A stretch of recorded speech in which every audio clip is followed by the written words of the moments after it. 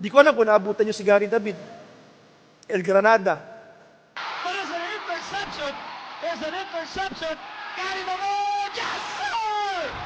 Gary David ties the game. They missed him. Ang ensayo namin, 1 p.m. Darating yan, 11:30. Automatic yun, 11:30, magbabands na, magsushooting na. Matatapos ang ensayo namin, alas 4, shooting pa yun na 1 hour.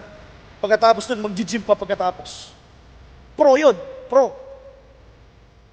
Eh ikaw, gusto mo maging pro, pangarap mo maging pro. Saan natin babago yung attitude? One step at a time, anong ibig sabihin? Pumunta na kayo na maaga, good job. Nandun na kayo. Now, anong gagawin nyo pagkatapos yung pagdating ng maaga? Ayun na, anong gagawin natin? Those 30 minutes are crucial. Very crucial sa pagiging sa attitude mo, sa pagiging basketball player mo. Ay, may 30 minutes pa kami.